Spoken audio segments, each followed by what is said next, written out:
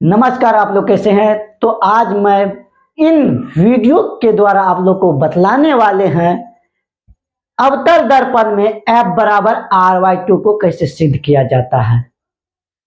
तो चलिए हम इनको सिद्ध करके ये फार्मूला को दिखलाएंगे। आप लोग इन फार्मूला को सीखने के लिए अच्छे से इन वीडियो को लास्ट तक देखते रहना है।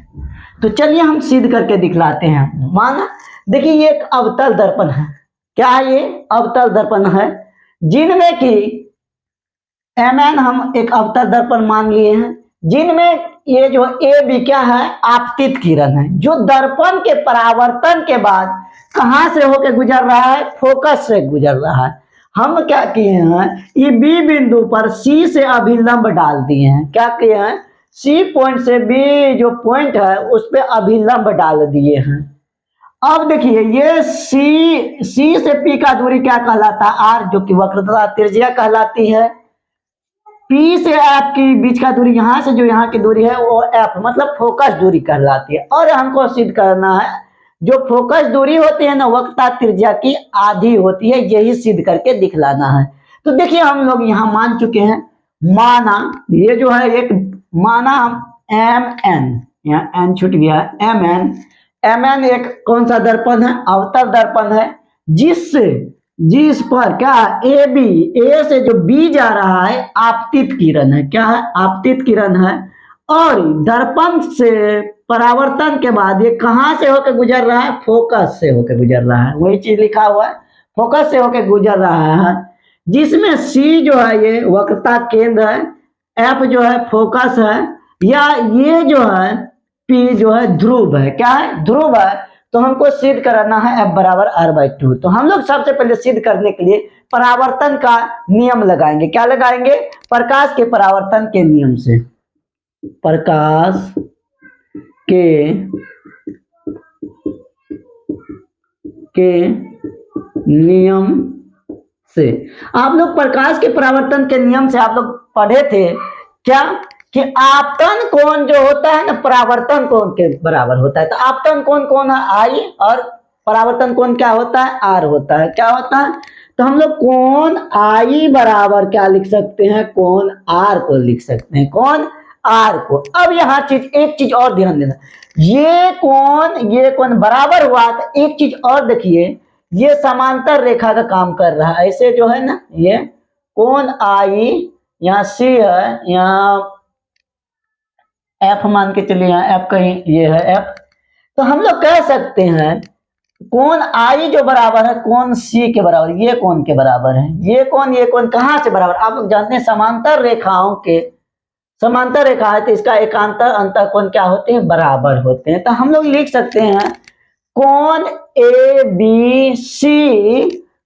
ABC बराबर BCF, मतलब ये कोण इसके बराबर। तो वही चीज कर रहे हैं, कोण ABC बराबर कोण BCF। ये कहां से? एकांतर कोण से, अंतर कोण से। ये कहां से बराबर है? हम लोग जानते हैं ये कोण बराबर होता है एकांतर अंतर कोण से। वही चीज लिख चुके हैं। अब देखिए आप लोग को एक चीज देखने से पता चल रहा है, यदि हम इनका फिगर को यहां बना ले, ऐसे करके बना ले, ये B है, ये C है, ये F है, ये I है, यहाँ मान के चलो R है, R है। आप लोग यहाँ ध्यान दीजिए, यदि हमारा कोण ये दोनों आपस में बराबर हैं तो ये भी दोनों कोण क्या हो जाएंगे? ये कोण और ये कोण भी क्या होंगे? बराबर होंगे। एक चीज हम लोग लगा सकते हैं।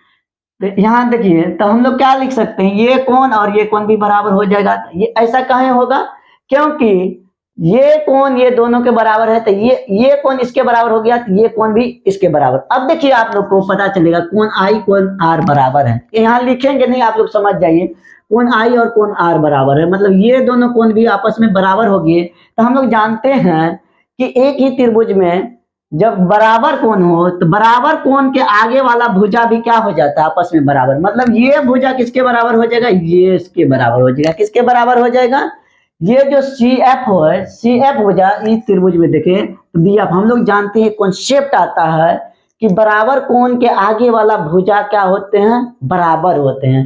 तो हम लोग लिखेंगे ये कोण बराबर हो गया, तो कोण सी एफ बराबर हम लोग लिख सकते हैं क्या, एफ एफ बी, या बी एफ लिख सकते हैं एफ बी। इसको समीकरण हम लोग फर्स्ट मान लेंगे। क्या मान लेंगे, समीकरण फर्स्ट मान लेंगे। क्या मान लेंगे, वो भी अभी जो है यहाँ त्रिभुज में देखने हैं, कौन सा त्रिभुज में, समद्विबाहु। अब देखिए यहाँ लगा देते हैं, ये हम लोग कहाँ से देखे हैं, ये समद्विबाहु त्रिभुज है।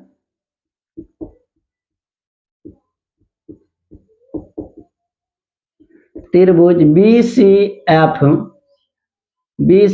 में, कौन सा त्रिभुज में हम लोग देख रहे हैं, बी सी एफ में। हम लोग बराबर जो लाए हैं सी एफ बराबर एफ बी, ये कौन सा त्रिभुज में, ये वाला त्रिभुज से हम लोग लाए, ये भुजा इसके बराबर होगा। कौन भुजा किसके बराबर। अब एक कॉन्सेप्ट और लगाना है आप लोग को, यदि बी बिंदु पी के बहुत करीब हो तो हम लोग एक चीज बोल सकते हैं, मतलब ये बी बिंदु पी से बहुत करीब है तो हम लोग क्या बोल सकते हैं, पी एफ बराबर पी एफ जो है ये दूरी इसके बराबर हो जाएगा। यदि ये बी बिंदु पी के बहुत करीब होता है तो पी एफ और बी एफ क्या हो जाता है, बराबर हो जाता है। पी एफ बराबर एफ बी या बी एफ कह सकते हैं इसको। इनको क्या मानेंगे, समीकरण 2। अब आप लोग को समीकरण 1 और 2 से देखना, समीकरण 1 और 2 से देखिए। समीकरण 1 और 2 से देखने से पता चल रहा है आप लोग का आरएचएस आपस में बराबर है। जब आरएचएस बराबर तो एलएचएस अपने आप क्या हो जाते हैं, बराबर। तो हम लोग लिख सकते हैं सी एफ बराबर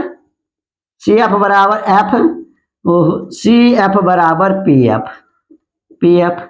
ये हमको आया समीकरण 1 और 2 से। अब हम आगे चलते हैं, आगे हम लोग चल रहे हैं। अब देखिए आगे हम एक चीज और कर सकते हैं क्या, यहां ध्यान दीजिएगा। जब अब हमें पीसी को कैसे लिख सकते हैं, पी से सी की दूरी को कैसे लिखते हैं, पी चूंकि पीसी बराबर कैसे लिख सकते हैं, सी एफ जोड़ एफ पी या पी एफ लिख सकते हैं। यहां से यहां सी एफ को हम लोग कैसे लिख सकते हैं, इतना जोड़ इतना लिख सकते हैं। टोटल दूरी को हम आधा आधा भाग में तोड़ के लिख सकते हैं ना, वही करना है। तो सी एफ जोड़ क्या लिखना है, पी एफ।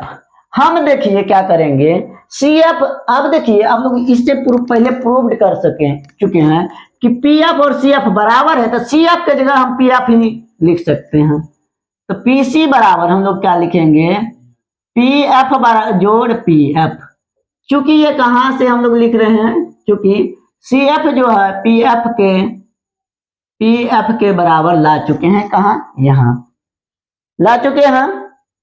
वहां से हम लोग क्या किए, ये बराबर हो गया। मतलब सी एफ की जगह हम पी एफ लिख लिए, क्योंकि सी एफ और पी एफ आपस में बराबर है, तो सी एफ की जगह हम पी एफ रख दिए, बात बराबर है। अब हम इसको क्या लिख सकते हैं, पी सी बराबर 2 पी एफ लिख सकते हैं। हाँ लिख सकते हैं, क्योंकि पी एफ जोड़ पी एफ, क्या पी एफ 2 पी एफ। अब देखिए पी एफ की दूरी को हम कुछ अलग डायग्राम में हम लोग समझाए थे। पी एफ के बीच का दूरी क्या था, यहाँ एफ माने हैं, क्या माने, एफ। और पीसी के बीच का दूरी क्या है, पी से सी का बीच का दूरी को हम लोग क्या कहें, आर कहें। तो पीसी के जगह हम लोग आर पुट करेंगे, कहेंगे पी से सी, यहां से यहां की दूरी क्या है, आर। और यहाँ पी एफ के बीच का दूरी क्या है, तो एफ। तो पी एफ के जगह क्या हो जाएगा, एफ आ जाएगा, क्या आ जाएगा, एफ। तो चूंकि हम लोग, इसलिए हम लोग लिख सकते हैं एफ बराबर क्या लिख सकते हैं, ये गुना में इधर आएगा तो भाग में, तो r/2 कर सकते हैं। यही क्या हो गया, वो यहाँ 2 होगा, r नहीं, ये गुना में इस भाग में आ गया, तो यही प्रूव्ड होगा, PROVED।